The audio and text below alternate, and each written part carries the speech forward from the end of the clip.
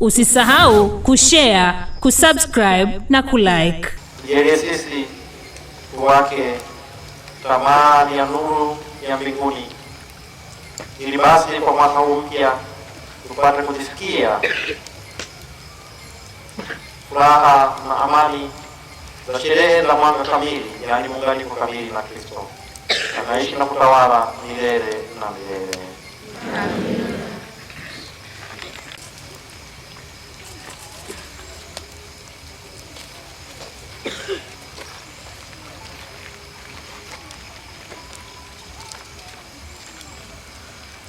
Enyi ndugu, mnaosafiri kama mahujaji kwa miaka mingi kuelekea ufalme ujao wa mwaka mpya, mwanga huu tunashuhudia mwanga wa Kristo, neno la Mungu na ushahidi wa Yesu Kristo aliyezaliwa na Bikira Maria. Yeye anaishi milele, anatuombea siogope. Yeye aliye ukweli analifanya kanisa ling'ae zaidi, anageuza maombi yetu na shukrani zetu zifae mbele ya Mungu. Yeye aliye mwanga unaopenya kila kitu anadhihirisha taa zetu. Jiweke mbele ya mng'aro wake kwa matumaini. Utakuwa na usiku, hakutakuwa na usiku tena. Hatutahitaji tena mwanga wa taa, kwani Bwana Mwokozi Mungu atatuangazia na tutawala na Kristo milele yote. Tuitikie amina. Amina. Mwenye samehe na mendezi na kufikishe kwenye uzima wa milele.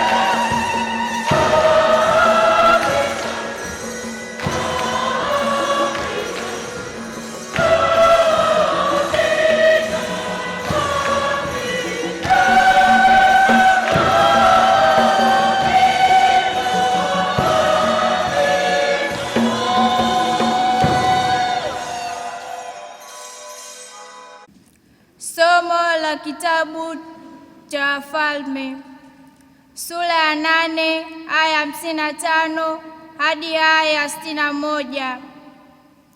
Akasimama na kuwabariki mkutano wote wa Waisraeli kwa sauti kuu akisema, na ahimidiwe Bwana aliyewapa watu wa Israeli kwa sauti kuu wake wa Israeli kustarehe, vile vile kama yote aliyoyaahidi.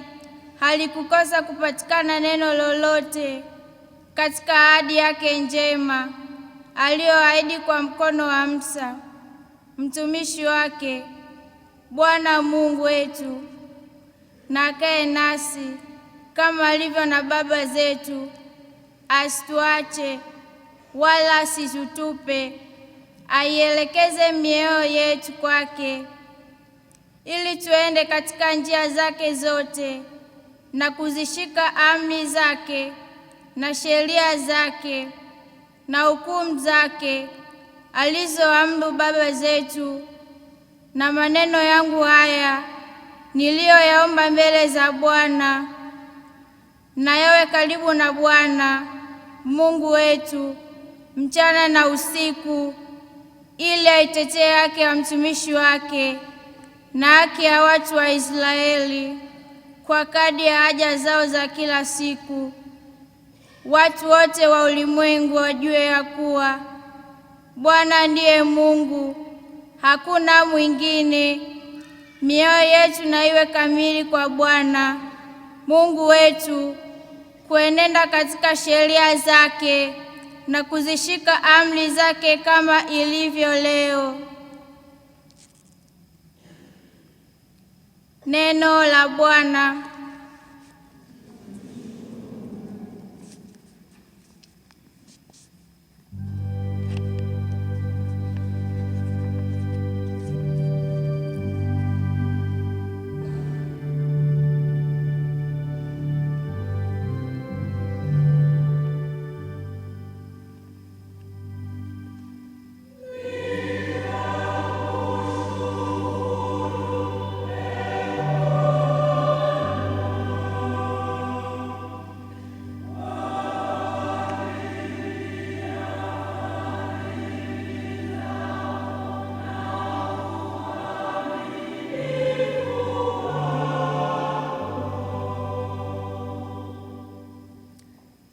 Nitakushukuru kwa moyo wangu wote, mbele ya miungu nitakuimbia zaburi. Nitasujudu nikilikabili hekalu lako takatifu, nitalishukuru jina lako. Kiitikio: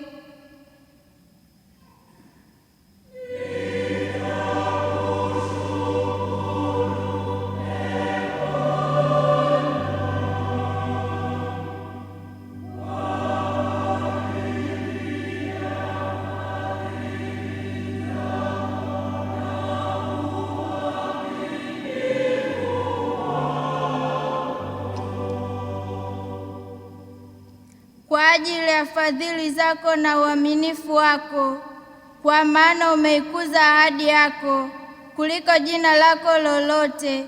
Siku ile niliyokuita uliniitikia, ukanifariji nafsi kwa kunitia nguvu. Kiitikio: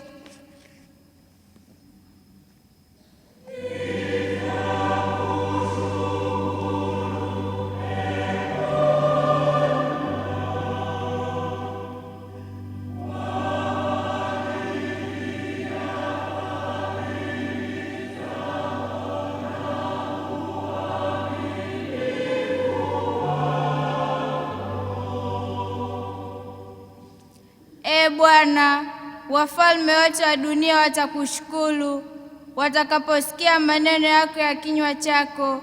Naam, wataziimba njia za Bwana, kwa maana utukufu wa Bwana ni mkuu. Kiitikio: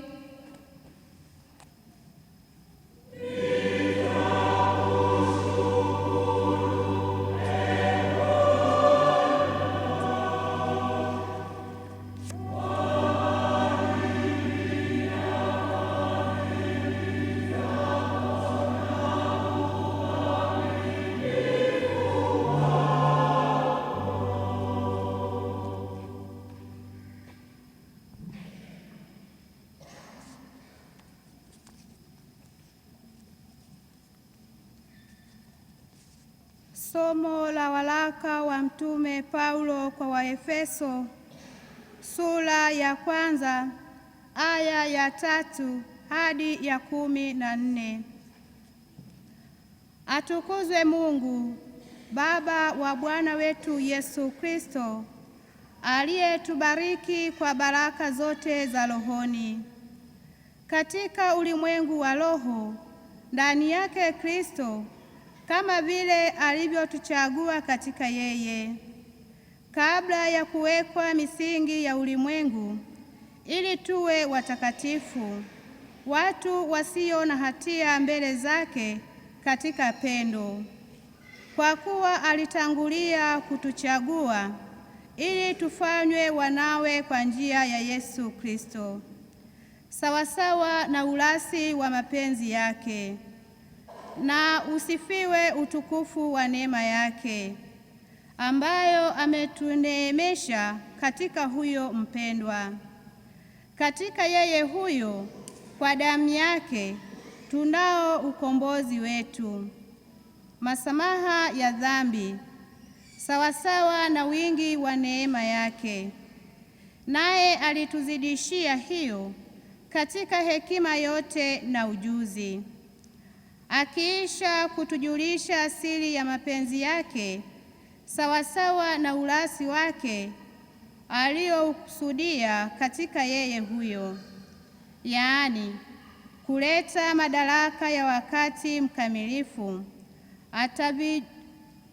Atavijumulisha vitu vyote katika Kristo, vitu vya mbinguni na vitu vya duniani pia. Naam, katika yeye huyo na ndani yake sisi nasi tulifanywa urithi, huku tukichaguliwa tangu awali sawasawa na kusudi lake yeye, ambaye hufanya mambo yote kwa shauri la mapenzi yake, nasi katika huyo tupate kuwa sifa ya utukufu wake. Sisi tuliotangulia kumwekea Kristo tumaini letu, nanyi pia katika huyo mmekwisha kulisikia neno la kweli, habari njema za wokovu wenu. Tena mmekwisha kumwamini yeye na kutiwa muhuri wa Roho yule wa ahadi, aliye mtakatifu. Ndiye aliye arubuni ya urithi wetu, ili kuleta ukombozi wa miliki yake, kwa kuwa sifa ya utukufu ni wake. Neno la Bwana.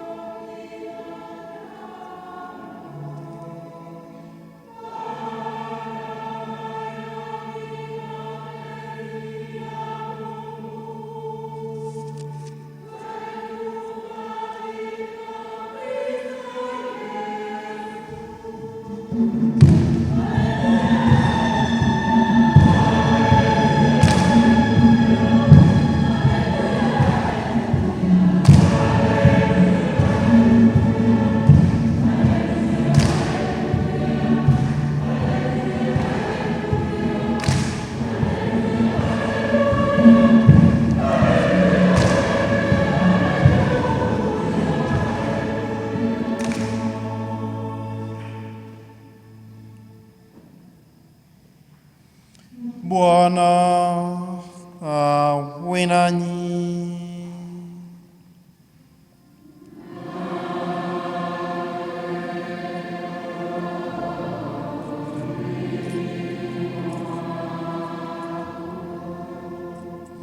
Somo la Injili takatifu ilivyoandikwa na Marko.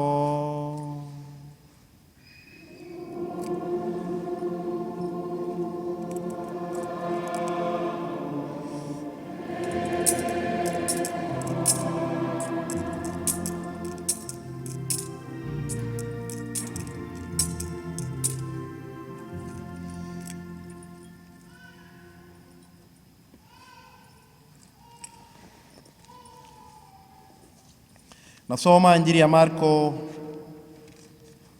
sura ya 4 aya ya 35 hadi ya 41. Siku ile kulipokuwa jioni, akawaambia, na tuvuke mpaka ng'ambo. Wakauacha mkutano, wakamchukua vile vile alivyo katika chombo, na vyombo vingine vilikuwako pamoja naye. Ikatokea dhoruba kuu ya upepo, mawimbi yakipiga chombo hata kikaanza kujaa maji.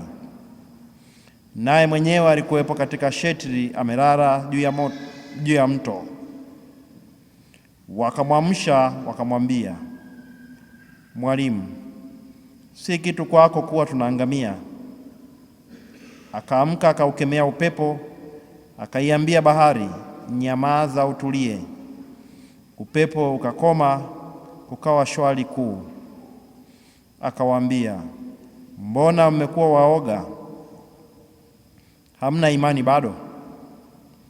Wakaingiwa na hofu kuu, wakaambiana, nani huyu hata upepo na bahari humtii? Neno la Bwana.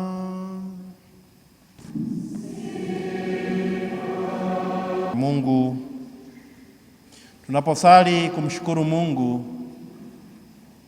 ambaye kwa neema zake tunajiandaa kumaliza huu mwaka na kuanza mwaka mwingine. Wapendwa, muda uchache ujao, takribani saa 1:30 hivi, tutakuwa tunaingia mwaka mwingine. Lakini tunapoingia mwaka mwingine, kinabadilika nini? Maisha yatabaki ni yale yale. Isitoshe,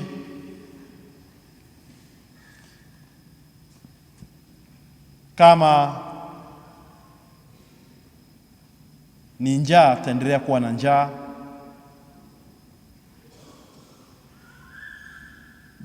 Kama ni nyumba, huende tukabaki na nyumba ile ile,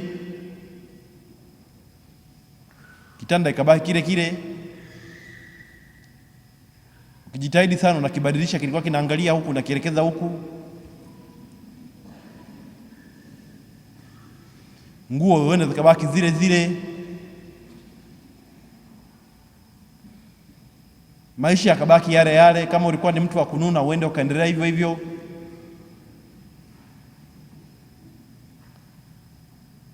Lakini tunapoingia mwaka mpya, kinachobadilika ni nini?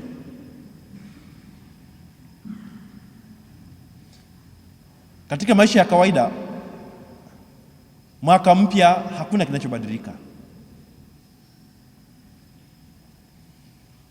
isipokuwa kiuhalisia ni kwamba kinachobadilika ni kwamba unapiga hatua moja kuelekea kufa.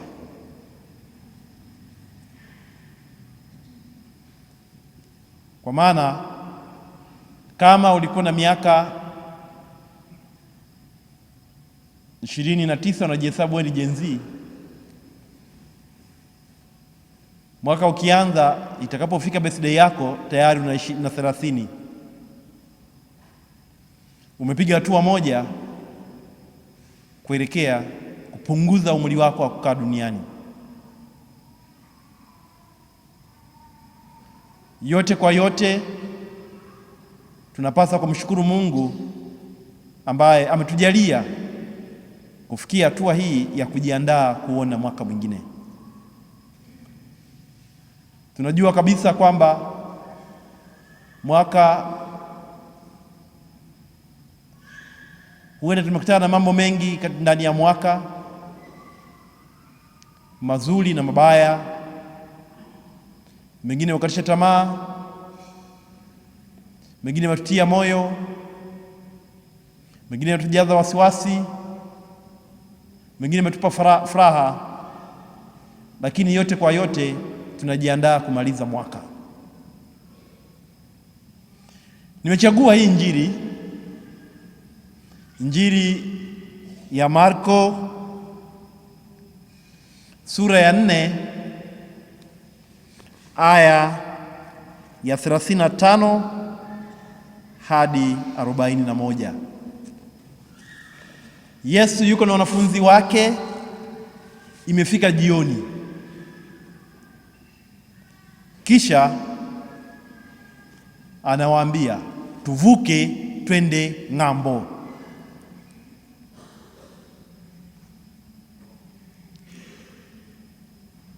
Kwa hiyo safari hii anayeanzisha ni Yesu mwenyewe. Bahati mbaya Biblia haijatuambia alikuwa anavuka kutoka upande upi kwenda upande upi, lakini tukiingia kwenye jiografia ya mazingira yalivyokuwa, yawezekana alikuwa anavuka kutoka Kapenaumu kwenda Decapolis upande wa pili.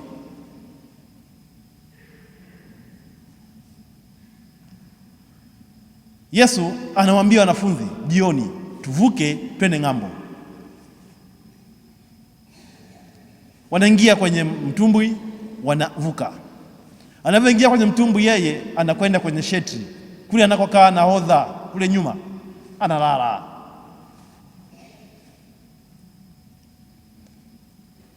Anapolala katikati ya safari,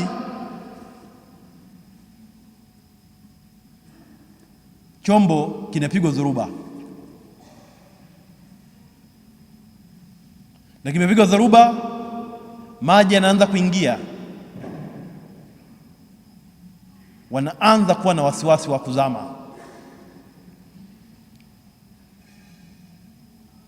Kisha katika mahangaiko yale wanakumbuka wako na Yesu. Wanakwenda kumwamsha. Tena inawezekana walimwamsha kwa fujo. Amka, amka, amka, amka, tunaangamia, amka.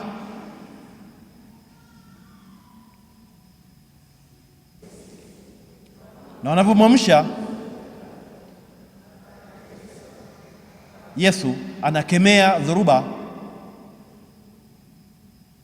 inatulia na upepo unakoma, na kisha anawageukia na kuambia, enyi wenye imani haba, mbona mliona shaka? Na wenyewe baada ya kuona hivyo wanabaki kushangaa na wanaulizana, ni nani huyu ambaye hata upepo na dhoruba vinamtii? Kifupi, maisha ni safari. Tunasafiri kutoka sehemu moja kwenda sehemu nyingine. Ndani ya safari yetu tuko na Yesu. Lakini kumbuke, maisha hii ambayo ni safari hiyo hujaianzisha wewe. Ameianzisha Yesu mwenyewe. Ndiyo kaianzisha hiyo safari, na ndiye anayejua unakoenda. Katikati hapa Karara Umekutana na dhoruba, umepigwa upepo, yeye kalala.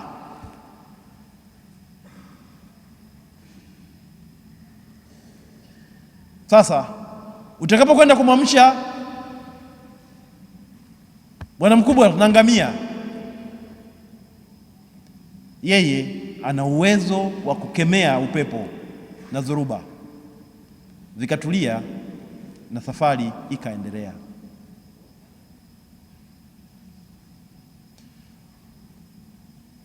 Tunapojiandaa kufunga mwaka 2025 kwenda 2026, kila mmoja jiulize, maisha yangu ambaye ni safari, ninasafiri nikiwa na Yesu.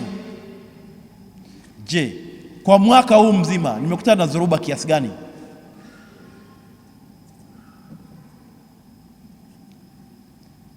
Dhoruba kiasi gani ambazo zilinipiga katika mwaka huu? Na ninapojiandaa kuingia mwaka mwingine, maana kumaliza safari ya mwaka huu, je, nafikiri kwamba ni kwa uwezo wangu tu upepo uliweza kutulia, au ni Yesu mwenyewe aliamua kukemea upepo na ukatulia? Je, nilimwamsha Yesu kwa ujasiri na kumwambia bwana mkubwa, amka na angamia, au nikata tamaa yeye mwenyewe akawa ameamka na kuamua kunisaidia? Ni dhoruba ngapi ambazo nimekutana nazo kwa mwaka huu? Ni mangapi ambayo yameupiga mtumbi wako, safari yako ikawa na wasiwasi wa kuzama? Ni yapi ambayo umekutana nayo kidogo ya kutoa barabarani, lakini Yesu amekushika mkono na hatimaye safari yako ya mwaka kukamilika, muda mchache ujao itakamilika. Ikumbukwe ndugu zangu, kuwa na Yesu ndani ya mtumbwi au ndani ya mashua si garantii kwamba hutapigwa upepo. Narudia, kuwa na Yesu ndani ya mashua au ndani ya jahazi haimaanishi kwamba hutapigwa upepo.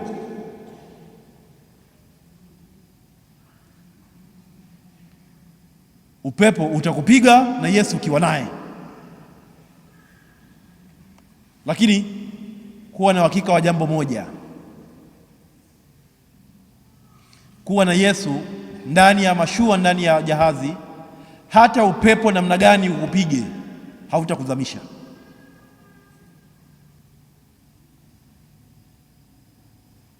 Yesu akiamua ataukemea na safari itaendelea. Yawezekana mwaka 2025 umekutana na upepo mkali, ukaupiga mtumbi wako, ukapiga jahazi lako likaenda mlama.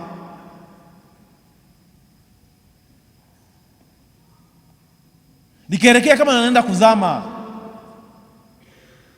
ukatapatapa, ukapiga yowe na kumwamsha Yesu.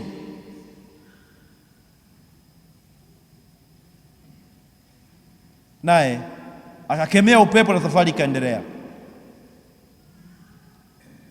Au inawezekana mpaka sasa hivi tunavyoongea bado uko ndani ya upepo na dhoruba, unaendelea kukupiga. Umemwita Yesu lakini bado amelala. Usikate tamaa. Maneno ya Yesu, enyi wenye imani haba, mbona mliona shaka, yasikike tena kwenye masikio yako.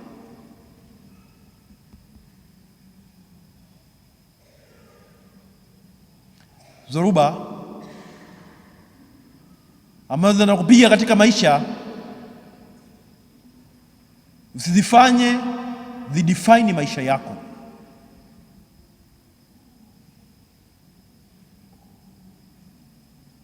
bali ziwe ni kielelezo cha kusukuma jahazi lako kuelekea ufukweni.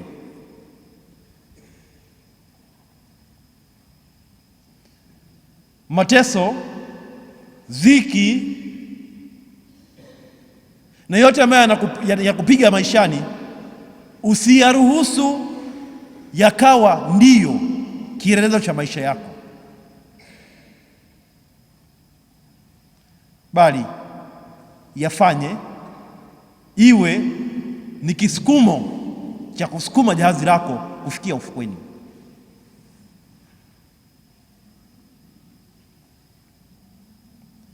Yesu yaweza kuonekana kama amelala, lakini anasikia na kujua kila kinachoendelea katika maisha yako.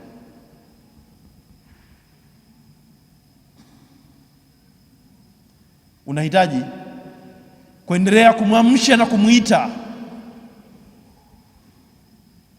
ili akemee dhoruba na upepo unaopiga safari yako hatimaye uweze kufika.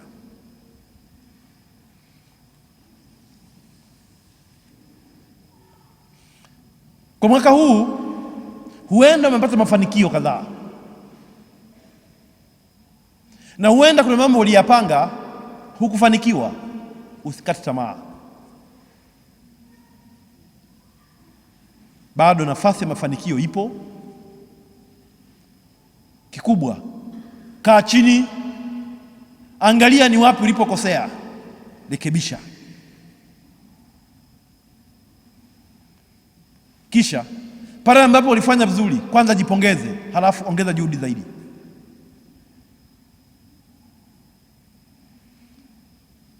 Lakini mtaji mkubwa katika maisha yako, kumbuka, ni Mungu na watu wanaokuzunguka.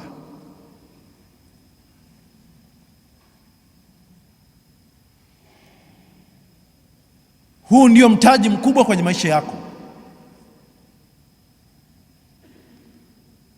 Mungu ukiwa naye katika mahusiano mema, atakuwezesha kufanya mengi na mazuri. Ukimtega mgongo, atajitahidi kukukumbusha, akiona ukumbuki anakuacha.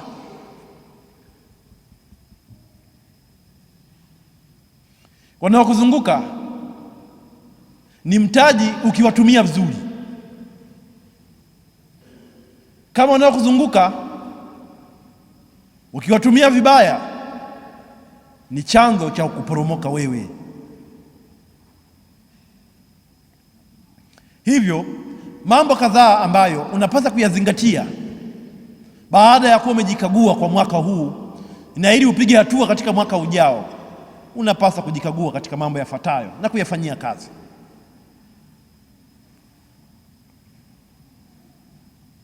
Na hasa juu ya watu wanaokuzunguka. Kwa mwaka ujao, kagua na jichunge juu ya haya.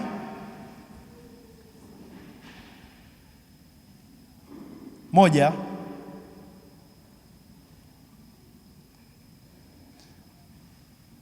jiepushe na upweke.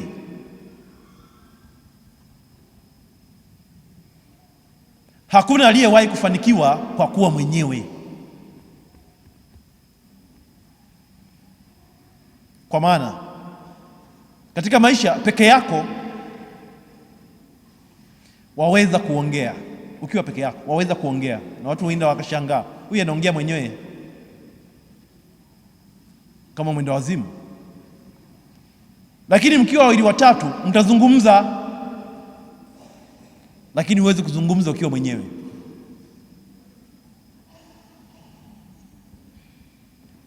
Na kwenye mazungumzano hakuna kinachoharibika. Lakini uking'ang'ana ukaa peke yako, utaishia kutabasamu, lakini huwezi kucheka. Ili ucheke lazima uwe na mwingine, mwe wawili watatu, ndiyo kicheko kinakuja. Lakini unapokuwa na wengine, chunga yafuatayo. Unapokuwa mwenyewe, chunga mawazo yako. Unawaza nini hasa unapokuwa mwenyewe? Ni mawazo mazuri au ni mabaya? Na ikitokea ukawa na marafiki, chunga ulimi wako. Chunga sana ulimi wako, hasa unapokuwa na wengine.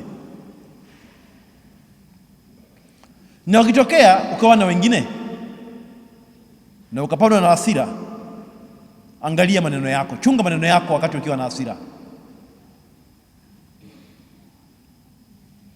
Na zaidi hasa unapokuwa na wenzako kwenye kundi au kwenye maisha yoyote, chunga tabia yako.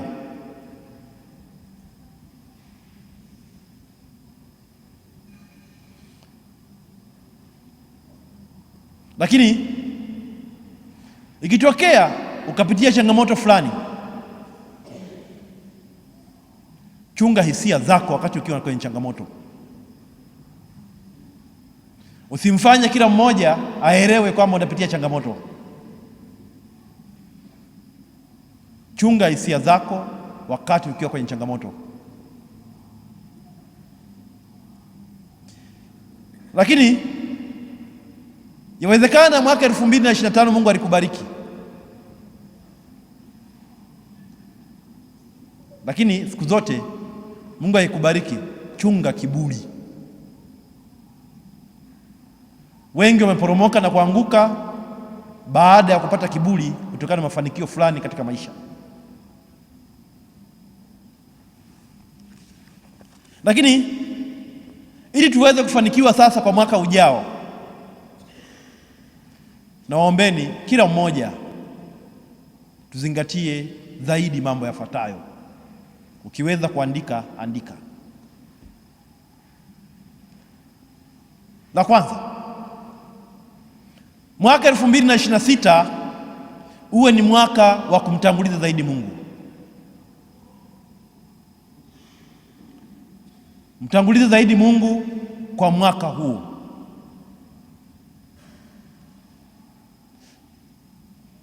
Jenga zaidi ukaribu wako kwa Mungu. Na pale ambapo ulikuwa unalegea, tia juhudi zaidi katika kujenga ukaribu wako na Mungu. La pili, mwaka 2026 jitahidi usiishi kwa visasi. Jitahidi usiishi kwa kisasi. Hata kama kuna watu wamekukosea, wamekuudhi, wamekutendea mabaya, usifanye kisasi. Ukishindwa kupotezea, badilisha mfumo wa maisha.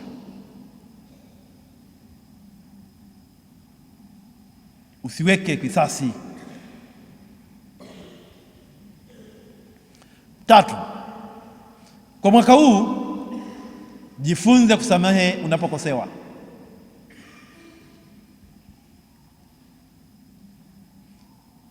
Jifunze kusamehe unapokosewa.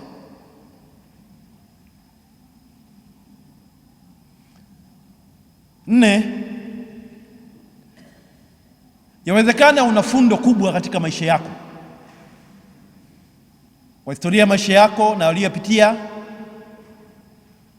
lakini muombe Mungu akusaidie kusahau yaliyopita.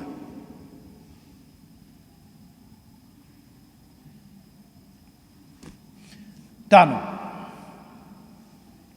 kwa mwaka huu ndugu zangu, nawaalika tujifunze kuacha kiburi,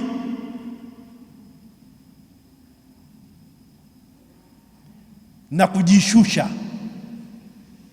hasa pale unapokosea. Acha kiburi na kujifanya ngangali wakati wewe ndio mkosefu. Unapokosea, jishushe, maisha yaendelee. Sita, kwa mwaka huu ambao tunaingia, Jitahidi usidhulumu haki ya mtu. Jitahidi usidhulumu haki ya mtu.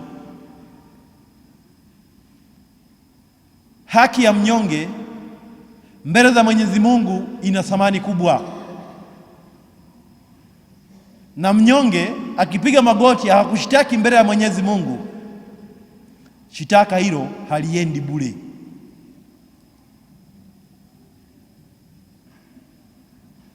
Hivyo jitahidi usidhulumu haki ya mtu. 7,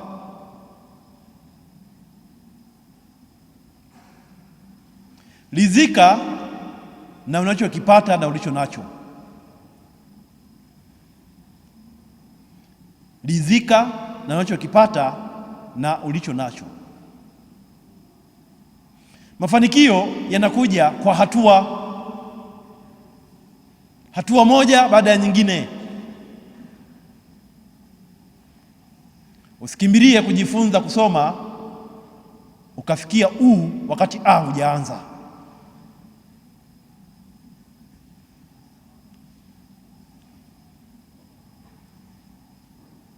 Mafanikio yanajengewa msingi, yanakwenda hatua kwa hatua.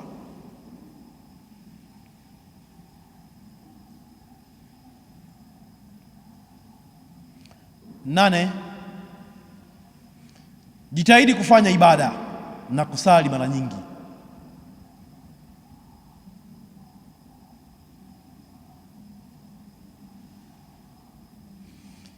9, ishi na watu vizuri. Huwezi kujua ni lini na wakati gani utamhitaji nani.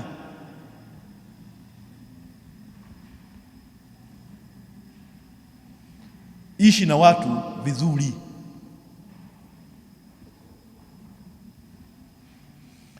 10 na mwisho,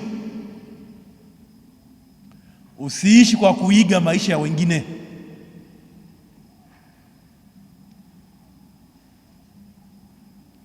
Maisha ni mtihani, na ndani ya mtihani kila mmoja ana marking scheme yake. Maswali ni yale, lakini marking scheme kila mtu anayo kwake. Ukiangalizia kwa mwingine ujibu mtihani wako, bora umeliwa.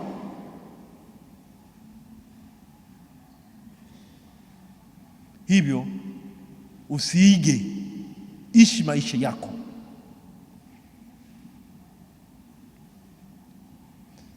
Maisha ni safari.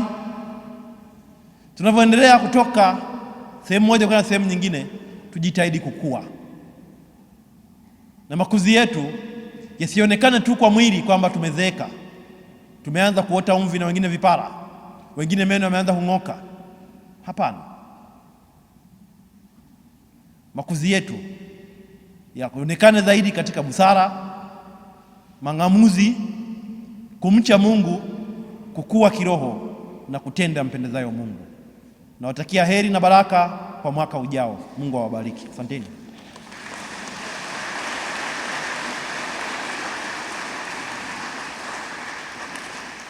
Usisahau kushare, kusubscribe na kulike.